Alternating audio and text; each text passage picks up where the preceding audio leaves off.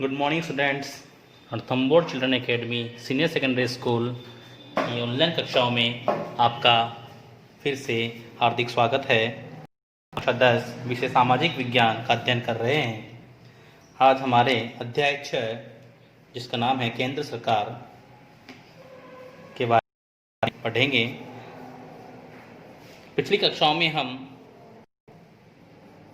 अध्याय 5 के बारे में पढ़ा था।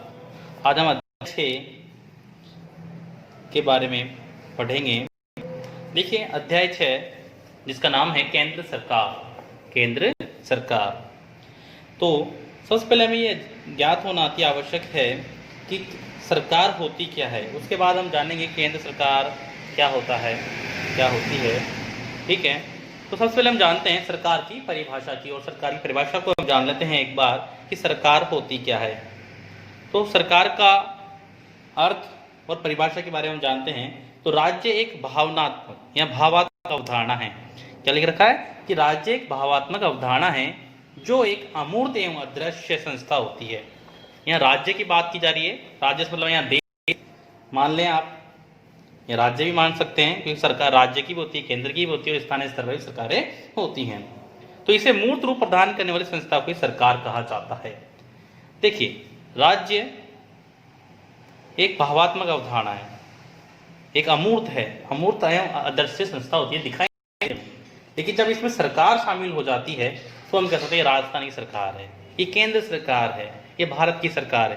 तो किसी राज्य या देश की को मूर्त रूप प्रदान करने वाली एक तरह से व्यवस्था को ही सरकार कहा जाता है।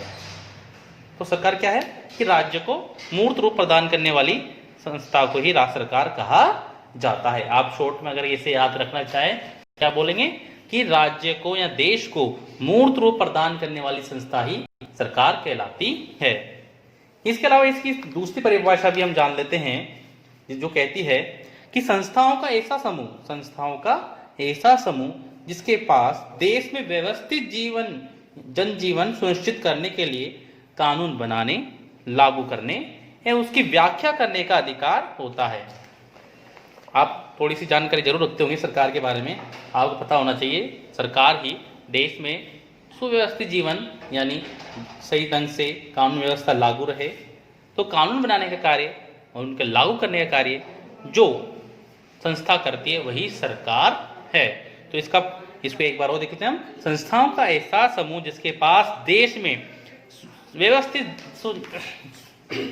जनजीवन सुनिश्चित करने के लिए यानी व्यवस्था बनाए रखने के लिए जनजीवन यानी आम नागरिक को कोई परेशानी ना हो उसके लिए कानून बनाने एवं लागू करने एवं उनकी व्याख्या करने का अधिकार जिसके पास होता है वही सरकार होती है।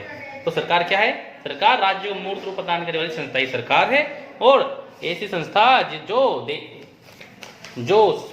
लोगों के जनजीवन सुनिश्चित करने के, जिनके पास कानून बनाने, उनको लागू करने और उनकी व्याख्या करने का अधिकार होता है वही सरकार होती है। तो यह हुई हमारी सरकार की परिभाषा जो हमने दो लिखी है यहाँ पर, ये पहली और ये दूसरी। अब हम देखते हैं सरकार के स्तर से मतलब है सबसे बड़ी, सबसे निचली, फिर उससे निचली। तो देखिए भारत में जो सरकार के स्तर पाए जाते हैं वो 3 स्तर पर सरकार होती है। 3 स्तर पर सरकार होती है जिसे हम कहते हैं सबसे ऊंचे पर या सबसे पहले स्तर पर जो होती है केंद्र सरकार। क्या होती है? केंद्र सरकार।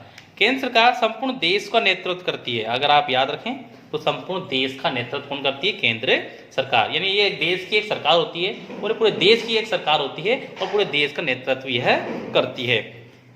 इससे निचले स्तर पर होती है राज्य स्तर पर इसे हम बोलते हैं राज्य सरकार। यह संबंधित राज्य का नेतृत्व करती है, यानी जिस राज्य की सरकार है वह उस राज्य का नेतृत्व करती है। जैसे राजस्थान की गवर्नमेंट, राजस्थान सरकार, तो वह राजस्थान राज्य का ही नेतृत्व वह करेगी, अन्य राज्य का नहीं। लेकिन केंद्र सरकार जो है, याद रखिए केंद्र सरकार पूरे राज्यों की सरकार है, यानी संघ सरकार है, केंद्र सरकार है, केंद्र। ठीक है, तो क्या है? तो संबंधित राज्य का नेतृत्व करती है राज्य सरकार, केंद्र सरकार क्या करती है? संपूर्ण देश का नेतृत्व करती है। स्थानीय सरकार पर, स्थानीय सरकार स्तर जो क्या होती है, स्थानीय सरकारें क्या होती है आप जानते हो इनके बारे में। स्थानीय स्तर सरकारें जिनमें शहरी व ग्रामीण स्तर की सरकारों का नेतृत्व करती है, यानी शहरी व ग्रामीण यानी स्थानीय निकाय जो होती हैं, स्थानीय निकाय जो होते हैं, स्थानीय निकाय आप जानते हैं, स्थानीय निकाय से मतलब है अगर हम शहरों की बात कर लें, शहरों की बात करें तो स्थानीय निकाय जो होते हैं इसमें सबसे निचले होते हैं नगर पालिका, फिर होती है नगर परिषद, फिर आता है नगर निगम। नगर निगम बड़े बड़े जिलों में है, हमारे राजस्थान की अगर हम बात कर लें। नगर परिषद ये जनसंख्या के आधार पर बांटे जाते हैं, ठीक है, और एक नगर पालिका होती है। अगर हम ग्रामीण क्षेत्र की बात करें, ग्रामीण क्षेत्रों के अंदर ग्राम पंचायत होती है जिसका मुखिया सरपंच होता है। तो इस तरह की सरकारी इन्हें हम बोलते हैं।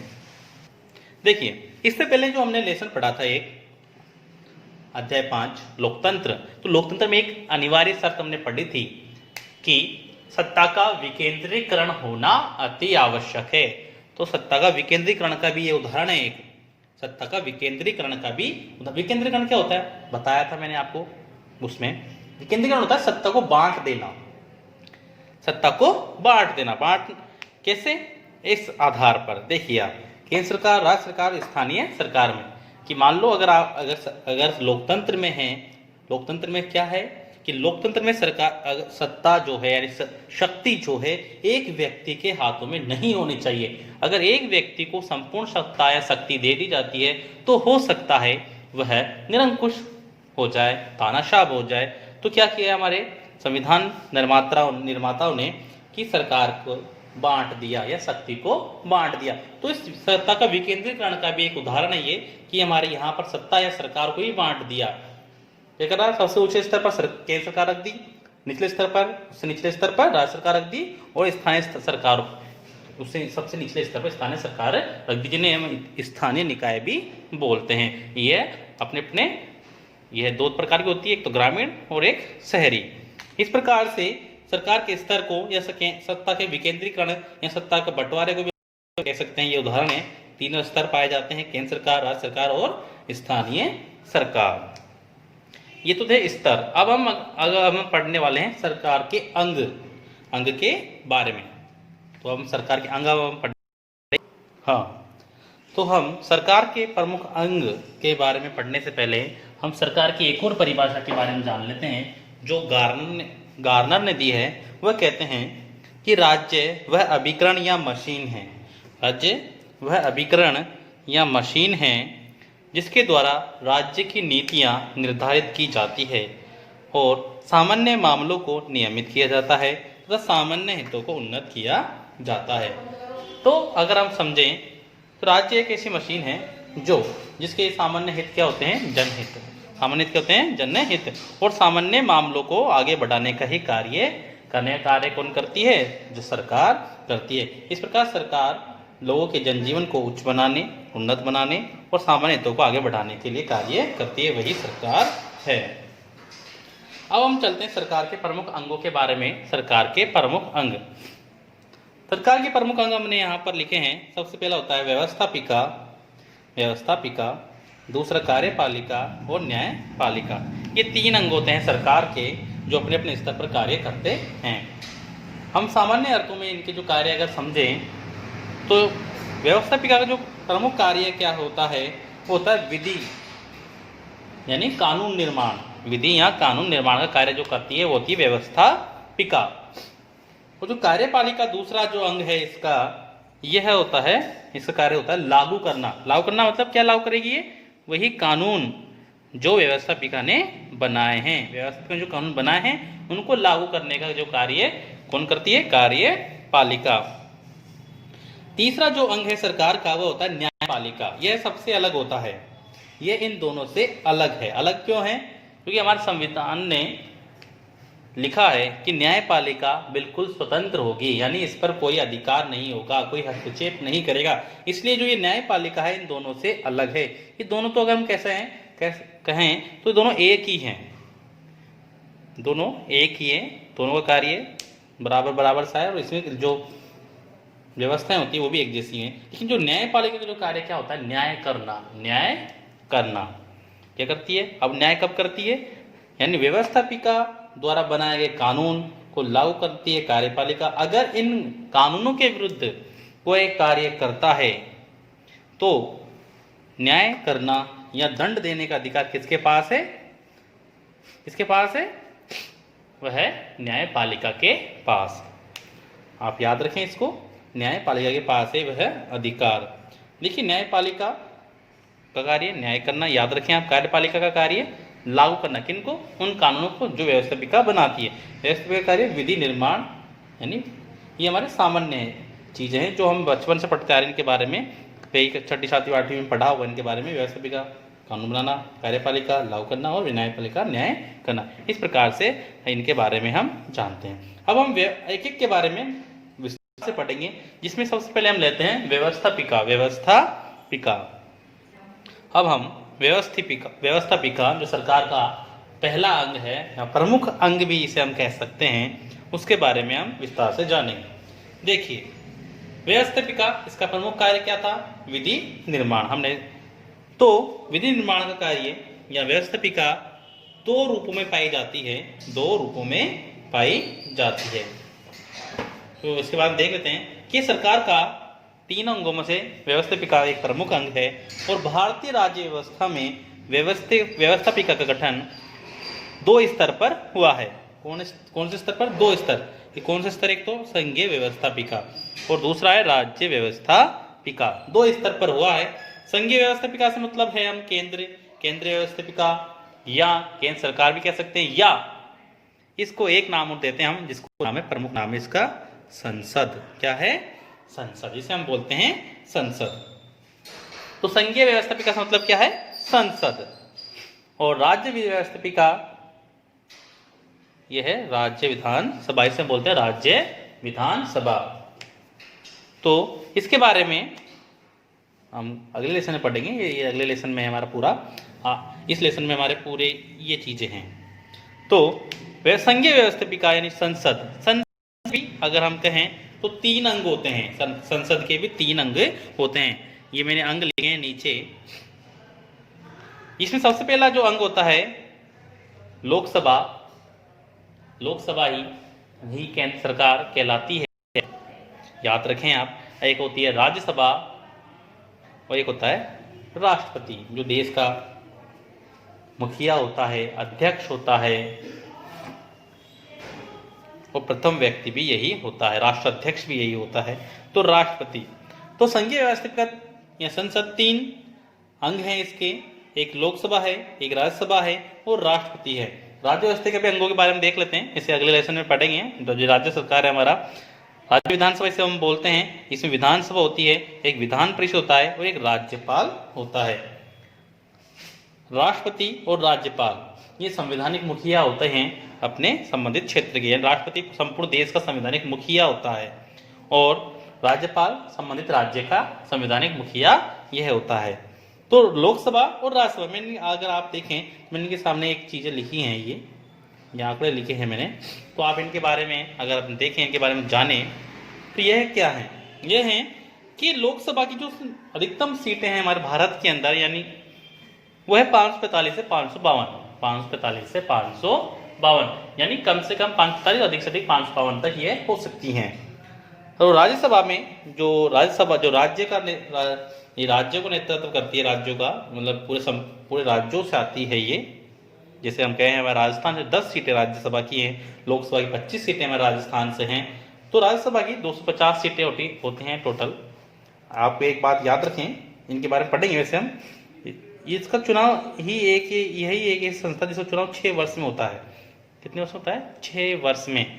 लेकिन इसमें एक चीज और है कि इसके चुनाव एक साथ नहीं होते हैं, इसके 2/3 सदस्यों चुनाव हर 2 वर्ष बाद होता, एक तिहाई सदस्यों का चुनाव हर 2 वर्ष बाद होता रहता है। 1/3 मतलब अगर हम 250 के 3 टुकड़े कर लेते हैं तो जो आते हैं उनका चुनाव हर 2 वर्ष के अंतराल पर होता रहता है। राष्ट्रपति देश का अध्यक्ष होता है, ये संवैधानिक मुखिया होता है और ये संसद का एक प्रमुख अंग होता है। तो इस प्रकार संसद के 3 अंग हमने गिन लिए, लोकसभा, राज्यसभा और राष्ट्रपति। हाँ, तो संघीय व्यवस्थापिका और राज्य व्यवस्थापिका। ठीक है, संविधान में संघीय व्यवस्थापिका को संसद या पार्लियामेंट, अगर हम अंग्रेजी में संसद का बोले तो क्या बोलेंगे, पार्लियामेंट।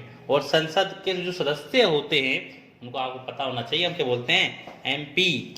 क्या बोलते हैं, एमपी।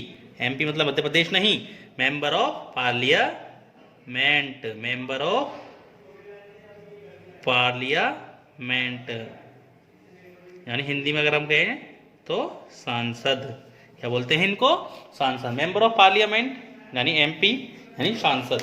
जो लोकसभा राज्यसभा के सदस्य होते हैं उनको हम सांसद बोलते हैं, जिसमें हम मेंबर ऑफ पार्लियामेंट भी है, एमपी हम बोलते हैं। संविधान के अनुच्छेद 79 द्वारा व्यवस्था की गई है कि भारतीय संघ की एक संसद होगी, संसद होगी, यही कानून निर्माण का कार्य करती है देश, केंद्र सरकार स्तर पर, केंद्रीय स्तर पर, जिसका निर्माण राष्ट्रपति तथा 2 सदनों से मिलकर होगा, जिसके नाम क्रमशः दो सदन कौन कौन से हैं, वो ये 2 सदन है, ये 2 सदन है वो, लोकसभा और राज्यसभा। राष्ट्रपति इसका प्रमुख अंग होता है। और 2 सदन कौन कौन से हो जाते हैं, एक तो लोकसभा और एक राज्यसभा, और इन दोनों का नाम ही, संयुक्त नाम ही क्या है, संसद है। इन दोनों संयुक्त नाम भी क्या है, संसद। इन दोनों कहलाते हैं, राष्ट्रपति भी इसी का ही अंग है एक। तो आज हम पढ़ने वाले हैं, हम विशेष रूप से लोकसभा के बारे में हम पढ़ेंगे। लोकसभा के बारे में हम विशेष रूप से आज पढ़ेंगे। देखिए लोकसभा, इसके बारे में इसको थोड़ी बता देते हैं। देखिए लोकसभा, अगर हम भारतीय बात करें तो 545 से 552 तक इनकी संख्या हो सकती है। वर्तमान 545 लोकसभा सदस्य हमारे पास हैं। देखिए लोकसभा, आप याद रखें, लोकसभा इसी में से हमारी केंद्र सरकार आती है, इसमें से केंद्र सरकार आती है, यानी जो प्रधानमंत्री बनता है वह लोकसभा का मुखिया ही बनता है। लोकसभा में जिसको बहुमत प्राप्त होता है ना, वही क्या होता है, प्रधानमंत्री बनता है। लोकसभा हमारे देश के लिए सबसे महत्वपूर्ण अंग है लोकसभा, इसी में से हमारा प्रधानमंत्री चुनकर आता है। और इसको याद रखें, इसको निम्न सदन भी बोलते हैं, निम्न सदन बोलते हैं इसको। क्या बोलते हैं, लोकसभा को एक निम्न सदन। और इसका एक और कह सकते हैं, इसको अस्थायी सदन भी कहते हैं, अस्थायी, कोई स्थायी नहीं है। क्या नहीं है, ये स्थायी नहीं, से कभी भी भंग किया जा सकता है। निम्न सदन है लोकसभा, और इनके सदस्य जनता द्वारा चुने जाते हैं। क्या होते हैं, इनके सदस्य जनता द्वारा चुने जाते हैं। लोकसभा के सदस्य जनता द्वारा चुने जाते हैं, जिन्हें हम सांसद कहते हैं।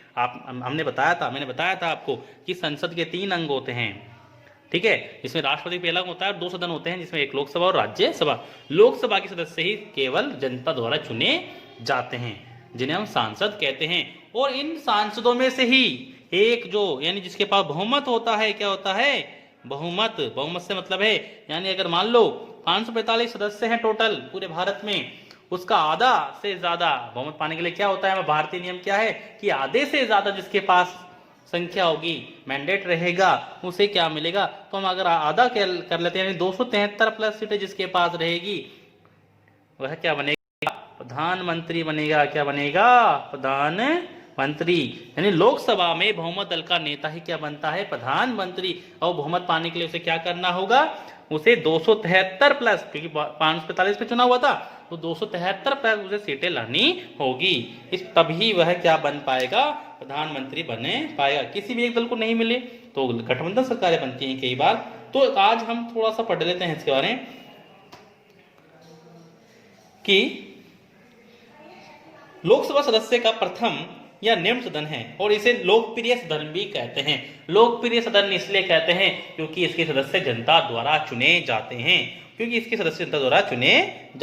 प्रत्यक्ष रूप से चुने जाते हैं। प्रत्यक्ष रूप से क्या मतलब क्या है कि हम सीधे चुनाव करते हैं, सीधे हम इनको चुनाव करते हैं, यानी वोट डालते हैं, मत या चुनाव या मत डालते हैं इनको। कैसे, आपने देखा होगा लोकसभा के चुनाव होते हैं तो आपके बड़े भाई या बहन या मम्मी पापा वोट डालने जरूर जाते होंगे, है ना। तो उनको जो वोट डालते हैं वो ये सीधे चुनाव है, प्रत्यक्ष चुनाव है। अप्रत्यक्ष चुनाव कैसे होते हैं, जब हमारे द्वारा चुने हुए प्रतिनिधि कोई किसी को चुनते हैं, तो वो अप्रत्यक्ष चुनाव होते हैं, वो अप्रत्यक्ष चुनाव होते हैं। जैसे कि राज्यसभा के सदस्य जो चुने जाते हैं वो अप्रत्यक्ष चुनाव प्रणाली द्वारा ही चुने जाते हैं, अनुपात चुनाव प्रणाली कहते हैं उसे। तो प्रत्यक्ष चुनाव प्रक्रिया द्वारा चुने जाते हैं। इस प्रकार ये से हम लोकप्रिय सदन भी हम कहते हैं। अब अगली कक्षा में हम लोकसभा के बारे में विस्तार से पढ़ेंगे। धन्यवाद।